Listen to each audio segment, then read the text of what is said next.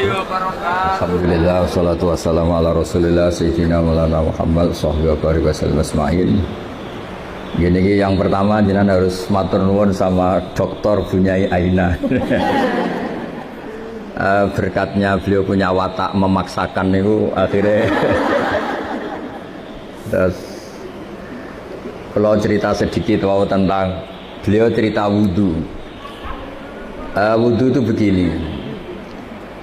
Nanti di akhirat itu malaikat itu tidak secanggih Allah. Malaikat itu pinter-pinter banget loh. Tentu pinter Allah subhanahu wa ta'ala.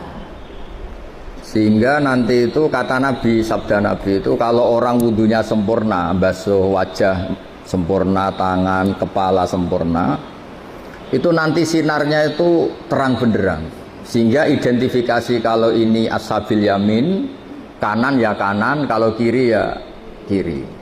Jadi yang gelap gulita itu kiri, yang terang benderang itu kanan. Kalau wudhu jenengan nggak bener itu jenisnya yang kelap-kelip.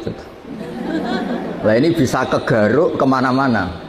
Karena mau dikanankan sinarnya nggak cukup, mau dikirikan nyatanya ada sinar. Yaitu terus kata Allah ini yang jenis ini menjadi ashabul araf karena pas digaruk sama malaikat identitasnya tidak jelas. Maka kata Nabi, inna ummati yut'auna yaumal qiyamati hurran muhajjalin. Umatku nanti dipanggil Allah itu dalam keadaan wajahnya bersinar, tangan kakinya bersinar. Terus Nabi ngendikan min asaril wudhu. Semua itu efek dari wudhu. Kalau wudhunya sempurna, sinarnya itu sempurna. Nah, maka tadi Neng Aina cerita panjang lebar tentang wudhu. Jadi begini ya, wudhu itu meskipun sah dalam madhab Syafi'i ya. Dalam madhab Syafi'i itu kalau ngusap kepala itu sedikit pun itu sah. Tapi kalau dalam madhab Hanafi itu minimal itu sabon-bonan seperempat caranya. Ini itu apa kalau orang Jawa? Bon-bonan. Tapi yang musalsal, tapi bukan syarat sah ya, ini ideal ya. Yang musalsal sampai Rasulullah itu terutama bagi cowok kayak Gus Sofa ini begini. Nabi memasukkan coba pegang ini. Ini dipegangin mic-nya. Ya Nabi memasukkan ini dua jempol ke sini, terus ini ditemukan di sini, terus begini. Musalsal. Musalsal ya. Ini begini, terus ini ditempokkan gini, terus begini sampai sebelah. Sehingga semua kepala kita ini kena asaril wudhu, kena wudhu. Karena diantara identifikasi orang baik, ya itu ada istilah yauma taral mu'minina wal mu'minati yas'a nuruhum baina aydihim wa bi aymanihim. Nanti di akhirat itu para malaikat tuh melihat ini wajahnya bersinar apa enggak. Sekali bersinar langsung dikategorikan partai kanan. Kalau yang tidak bersinar partai apa? Kiri. Berarti partai terlarang. Terus kemudian disekat. Faduriba bainahum bisuril lahu bab, disekat. Nah sekat ini nanti yang menjadi pagar Iqbal ya, menjadi apa? Pagar. Yang temangsang karena kelip-kelip itu disebut ashabil araf. Ashabil araf itu orang kalau dimasukkan surga kuotanya nggak cukup, dimasukkan neraka pernah ke majelisnya Ning Aina kan nggak pantas. Kalau diumumkan gini kan nggak pas. Para ibu-ibu yang ikut ngaji Ning Aina di Arisalah silahkan masuk neraka kan nggak pas ya. Makanya penting, bikin paradok itu penting supaya kita tidak sah masuk apa? Neraka. Makanya ada pengarang Burdah itu terkenal sekali. Pernah dengar tuh kitab apa? Burdah. Itu yang ngarang namanya Muhammad bin Said Al-Busiri. Namanya itu Muhammad. Bener-bener Muhammad namanya. Beliau dalam doanya itu lucu, ya Allah, nama saya ini Muhammad. Sehingga kalau nanti engkau manggil, wahai Muhammad masuklah ke neraka, itu paradok. Engkau adalah zat yang nggak pantas bersikap apa? Paradok. Wahai Muhammad masuklah ke, itu paradok apa pas? Paradok. Makanya terus disunatkan punya nama yang baik supaya nanti misalnya, nah sehingga kalau nama kita kadung misalnya nama biasa atau nama Jawa nggak apa-apa. Tapi nanti punya nama baru ikut majelis apa? Taklim atau majelis ar-risalah. Jadi wudhu itu penting sekali. Karena itu identifikasi. Jadi di surga neraka itu definisinya Allah itu yaumatab yaddu wujuh, di hari ada wajah-wajah bersinar, watas waddu wujuh, ada wajah-wajah yang gelap. Itu yang menjadi alasan Allah mana yang perlu masuk surga, mana yang perlu masuk neraka. Nah, tentang tauhid supaya sampai tidak terjebak ateis atau komunis. Saya pernah ngaji sama orang-orang Pertamina di pondoknya Gus Zofur Maimun, yang isi beliau sama saya. Ada orang tanya, Gus, andaikan ada orang ateis atau komunis atau non, dia sosialnya bagus tapi nggak iman sama Allah, dia suka bersedekah, berderma, masa ia menjadi ahli neraka? Kayaknya kok kasihan ya. Padahal kata kitab akidah, orang yang kafir tetap masuk neraka meskipun dia baik secara apa? Sosial. Terus saya punya analogi. Analogi itu kias. Misalnya saya punya rumah, ini rumah saya, ada kulkas isinya buah lengkap lah. Ada makanan, rampatan, ada semua. Terus ini Gus Iqbal atau Gus Sofa ini masuk, terus ibu-ibu dibagi, ini silahkan makan, silahkan makan. Kira-kira orang itu nganggap Gus Sofa itu baik, nyun sewu, apa maling? Dari segi ngasihnya baik, tapi yang dikasihkan milik orang. Tidak ngakui jasanya yang punya. Ketika Anda baik tapi ateis, silahkan minum, tapi kamu nggak pernah berpikir kalau itu minum itu ciptaannya Allah Subhanahu wa Ta'ala. Silakan tempat rumahku, memangnya bunyi gayanya bahaya kan, gayananya Allah Subhanahu. Masuk toh?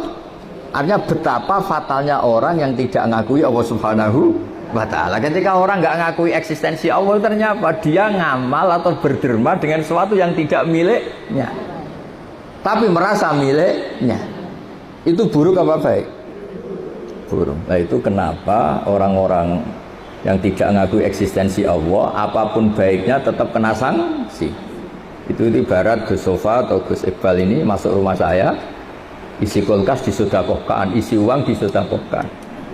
Dari segi sedekahnya baik, tapi ditangkap tuh sama bubuluan itu dianggap pidana itu.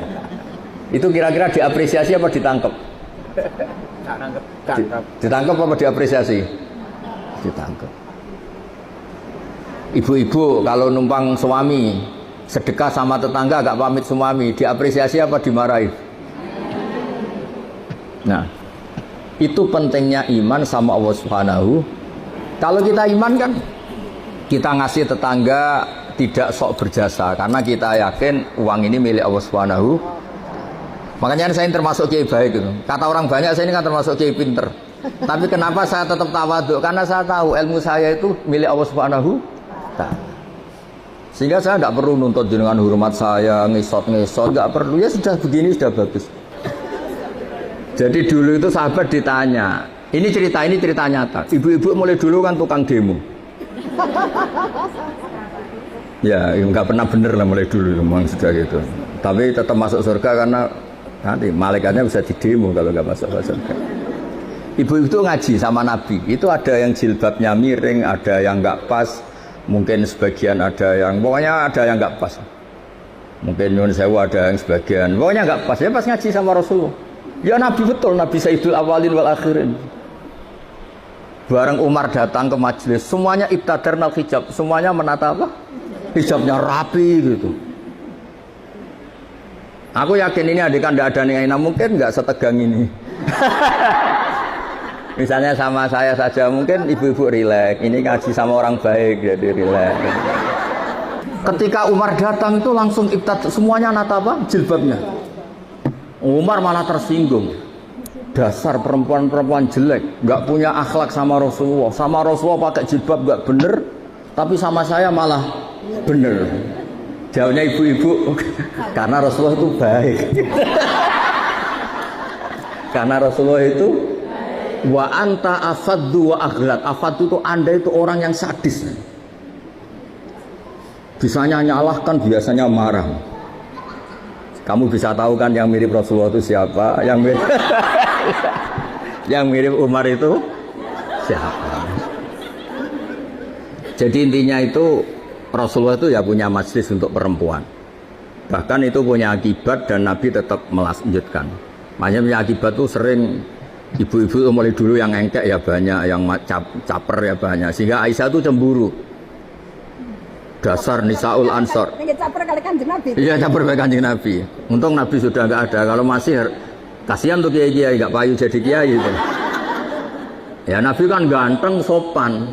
Sehingga terus Aisyah cemburu, Sayyidah Aisyah cemburu, terus Nabi malah muji. Sebaik-baiknya perempuan itu perempuan Ansor, tidak malu tanya urusan apa? Agama. Tapi Aisyah tetap melihat itu sensitif ya, cemburu. Karena kadang tanyanya perempuan Ansor itu sampai urusan privat, urusan khas perempuan. Tentang menyelesaikan haid itu gimana, mandi dari haid gimana. Saat itu kan belum ada syariat, belum ada pondok, belum ada majelis taklim. Jadi memang yang menerangkan harus Nabi sendiri. Jadi semuanya itu ada resiko. Kalau perempuan nggak diajarin nanti nggak tahu cara bebersih, cara sesuci. Kalau diajarin istrinya cemburu. Jadi kayak itu repot. Ya terus makanya terus banyak yang kayak saya terus nganggep lucu saja. Kalau nggak dianggap serius tuh repot. Ya jadi Umar ya tak teruskan lagi. Sampai tahu kan sekarang siapa yang Umar? Umar marah, ya aduati anfusina, wahai perempuan yang nakal-nakal. Harusnya Rasulullah ahakku ayyahabna. Rasulullah itu lebih berhak kamu takut, kamu wibawa, kamu hormati. Kenapa sama saya terus? Ya karena Rasulullah itu lebih baik, Anda ini kasar. Semenjak itu, ya makanya terus orang hubungan dengan Allah juga sama. Kamu punya utang orang 1 juta atau 10 juta, nggak bisa nyaur itu nggak berani ketemu. Tapi kamu sering melanggar perintahnya Allah, itu kita istighfar ya nyaman. Dengan segala kesalahan kita mengadu ke Allah ya nopo nyaman. Sehingga Allah ini nyata sebagai Rahman Rahim itu nyata. Coba ya, Anda pakai motor teman kamu gadekan, itu nggak berani ketemu. Tapi kita pakai sarannya Allah, mulai oksigen, langit, bumi, semuanya kita pakai. Padahal kita sering salah, mungkin sholat kita tidak benar. Tapi istighfar tetap nyaman, nyebut asma Allah ya tetap nyaman. Saking baiknya Allah Subhanahu wa Ta'ala. Sehingga tetap bikin nyaman orang-orang yang meskipun sedang tidak dekat. Makanya ada sebuah hadits qudsi ngendikan, wahai Daud ini nabinya Allah. Saya dengan orang yang lari dari saya itu aswaku, sangat-sangat sayang. Nah di Indonesia kebetulan Torekoh itu bersanad sama hadis-hadis seperti ini. Sehingga nggak ada kita adat kiai ngecap orang yang enak. Ngecap itu mensetip masih. Mungkin sebagian kita orang Indonesia masih banyak yang judi online, mungkin sebanyak yang kecanduan narkoba, sebagian kita mungkin masih korupsi, sebagian kita masih nggak bener. Tapi karena agama ini bukan mengadili atau terus membasmi, tapi agama ini membenahi. Kalau ada jalan rusak itu dibenahin apa terus nggak dijadikan jalan? Tetap jalan tapi dibenahin. Kalau rumah ada tikus itu rumahnya dibakar apa tikusnya yang disuruh mirih? Nah, gara-gara sanat-sanat seperti itu, sehingga alhamdulillah masyarakat enak kerennya kayak gini tuh peduli. Takut umatnya Nabi itu wudunya salah, sholatnya salah, zakatnya salah. Tidak kok malah ngadili dasar bego, dasar goblok. Enggak, dibina. Sehingga jenengan harus bersyukur dengan metode seperti ini. Meskipun yang ngeri-ngeri sedap. Saya nggak bayangkan. Andai kan saya ini kan sudah kiai top. Itu kalau kesini itu ya gimana? Lo tanya ini anaknya tadi nyogoi kopi saya itu belum loh. Saya datang belum sampai 5 menit belum ada kopi loh. Kok ngaji Gus yo? Nggih.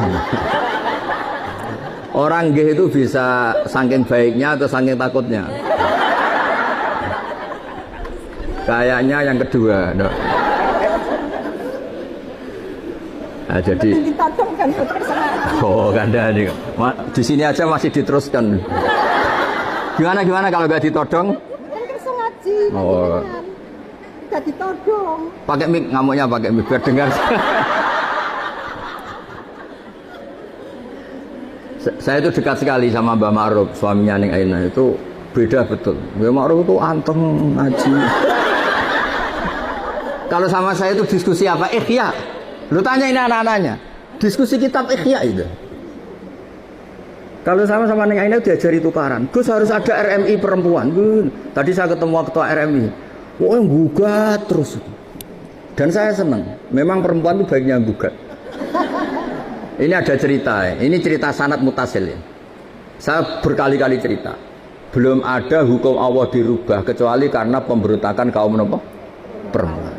Jadi di juz 28 itu ada surat namanya surat Mujadilah. Ada yang baca surat Mujadalah. Jadi ada perempuan cantik namanya itu Khawlah. Orang Arab itu kan hiper karena makannya daging tidak ote-ote jadi hiper. Kalau Kiai Jawa itu kan makannya ote-ote, tempe, terus utang jatuh tempo. Jadi sudah error lah sudah. Masalah syahwatnya itu sudah error. Sudah tempe, terong, utangnya jatuh apa? Tempo. Kalau orang Arab itu kan makannya daging, orangnya punya uang. Ya mungkin karena lama nggak hubungan suami istri, istrinya itu cantik. Ngerti istrinya itu suci, sudah haid suci. Pas masih sholat tuh diajak hubungan suami istri kan nggak mau. Setelah wiridan ya nggak mau. Terus dia marah, didihar, belum dicerai. Didihar itu ada satu bahasa yang setingkat talak. Ya pokoknya gitulah, ada satu bahasa setingkat talak. Terus dia merasa gimana kok sampai gini kayak sudah dia agak kecewa dengan perilakunya sendiri. Matur Rasulullah, ya Rasulullah saya ini tadi begini-begini. Nabi menjawab, oh yang kamu katakan itu bimanzilati tolak. Yang kamu katakan itu semakna dengan tolak. Berarti istri kamu tidak halal bagi kamu. Ya lelaki yang mantuk-mantuk meskipun dia tuh ya iman istrinya cantik kok hilang. Waduh, gara-gara kata itu terus kehilangan apa? Istri. Dia kayak gimana gitu. Kehilangan istri cantik itu kan berat. Kehilangan istri jelek aja berat apalagi istri cantik. Kadang ada yang jelek rezekani gitu. Sama Gus, ya. Punya suami ganteng juga medeni Gus. Ganteng punya uang nih, nak kere gak pati medeni. Karena kalau ganteng kere itu terus error ya, nggak menarik ya. Terus ngowah-ngowah kayak orang. Walhasil terus ya sudah hukumnya itu cerai. Si suami ini langsung nurut sama Nabi, kehilangan istri. Pulang. Kata istrinya gimana kata Nabi? Dihukumi cerai. Wow, dilabrak Nabi ini perempuan ini. Dilabrak. Ya Rasulullah ini hukum apa? Enggak benar hukum yang kamu katakan tuh enggak benar. Ini hukum apa? Apa-apaan ya? Kalau saya dicerai ketika masih cantik enggak apa-apa. Lelaki itu sudah menghabiskan muda saya, cantik saya. Ketika cantik saya, muda saya hilang, terus kamu hukumi cerai. Kalau dulu nggak apa-apa, sekarang saya ini sudah tua. Saya ini punya anak banyak. Kalau dirawat dia, mesti terlantar, katut babon lain katanya. Kalau dirawat saya perempuan nggak bisa cari apa? Nafkah. Kalau bikin hukum yang benar, Nabi bilang sementara hukumnya hanya gitu, memang hanya gitu sementara. Lu itu perempuan tadi saking kacaunya bilang gini dengan sama Rasul, ya nanti engkau saya laporkan Tuhan bahwa anda ini tidak serius. Karena kau jadi nabi hukumnya harus dievaluasi. Nah agak perempuan nggak bisa. Dia pulang tapi perempuan ini religius. Dia sujud berdoa ya Allah kasih tahu nabi engkau bahwa kalau bikin hukum jangan begitu. Lalu itu malaikat datang ke Rasulullah, mat turuti ya repot song wedok. Saya tuh berkali-kali loh ketemu ireng ditodong Gus siapa suruh ngaji. Saya biasa bilang enggak ya. Tapi kalau ras terkuat di dunia yang ngomong itu bisa masalah besar. Jadi itu Rasulullah Nabi dikomplain. Makanya cerita itu sebagian tuh nggak bener. Katanya ada kiai itu cerita. Nanti bidadari di surga tuh cantik-cantik. Sudah cantik nggak bawel. Sudah cantik nggak bawel terus nggak minta uang belanja, uang salam. Oh ya baik. Terus ada santri bilang, Pak Yai, Bu Nyai di belakang baru datang. Tapi paling cantik yang dari dunia. Kok bisa hanya ada tambahan itu kan? Saking takutnya. Akhirnya hukum dihar itu tidak sama dengan tolak. Makanya ada surat ini Sofa tahu Iqbal. Qad sami Allah qala allati tujadiluka fi zawji. Allah itu mendengar perempuan yang bantah kamu. Tujadiluka itu bantah, komplain. Kayak apa perempuan? Hukumnya Allah aja dilawan. Kondang lah, pokoknya prestasinya itu hebat. Cinta Gus. Ya tadi Khawlah tadi. Dan penerusnya maksudnya. Khawlah dan apa? Dan penerusnya. Tapi itu menjadi berkah. Andaikan tadi perempuan tadi tidak komplain, mungkin tidak ada hukum seperti itu. Jadi makanya komplain itu penting kalau sudah muqaddar. Jangan pernah dengar kan sholat itu pertama 50 apa 50. Itu berkahnya Nabi Musa yang tukang komplain. Kalau tidak ada komplain bisa 50. Jadi berkah komplainnya Nabi Musa itu kayak Neng Aina, dia kan tidak model gini, mungkin saya tidak ngaji sama teman. Misalnya loh, beliau berakhlak karimah kayak orang Jogja. Ngapunten Gus, nak menawi kerso, ngaos, nak boten nggih mboten dadi penggalih, nderek. Wah, aku mesti milih enggak yakin milih kan. Kira-kira lah, andai kan Neng Aina kayak orang Jogja sesopan itu, saya ngaji apa enggak? Oh enggak, pasti enggak. Itu butuh teror, itu butuh teror itu. Saya itu berkali-kali di Sidogiri, di pondok-pondok itu kan masih keluarga itu. Mesti ya monggo Gus nak ngaji, aku muni sesuk ya sesuk gak apa-apa engko. Nah kali ini enggak. 5 menit. Jadi ya. Tadi saya baru asik cerita-cerita sama Mbak Anwar. Beliau delok jam, wis wayahe ngaji. Wah. Jadi sowan Mbak Anwar ya dijami. Mbak Anwar loh, abahnya sendiri. Di tengah-tengah asik cerita ya hebat-hebat, Masya Allah. Semoga nanti Mungkar Nakir juga takut tanya. Terus repot musoning Aina, wis kono ning sekarang.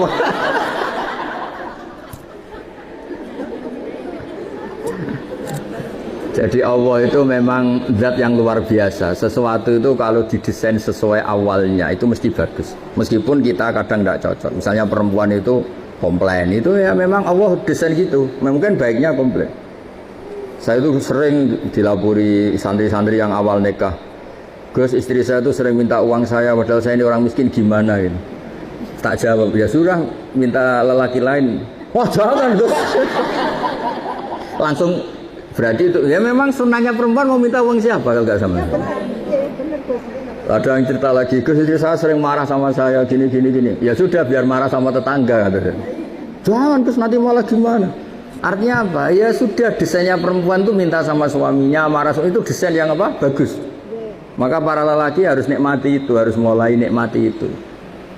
Nikmati radio bobrok ini. Tidak harus. Karena kalau nggak dinikmati ya bisa stroke gitu. Ya karena Nabi itu orang paling pinter di dunia itu kan Nabi Muhammad. Itu nggak ada rumusnya ngadepi perempuan. Nabi pernah ngendikan, ini terakhir ya. Nanti ada tanya jawab, tak turuti semua. Ada Nabi itu ditanya gimana Nabi menghadapi perempuan. Perempuan itu khuliqat min dilain awas, dari iga yang apa? Bengkok. Kalau kamu paksakan lurus maka patah. Kalau kamu biarkan tetap apa? Bengkok. Nabi saja tidak punya rumus, apalagi kita. Sahabat ditanya, terus piye? Ya tidak piye-piye, sudah gitu itu sudah. Diluruskan apa? Patah, dibiarkan bengkok. Terus ya sudah begini. Kayaknya orang paling cerdas di dunia tidak punya rumus kalau tentang apa? Perempuan ya. Hebat dia perempuan itu. Hebat.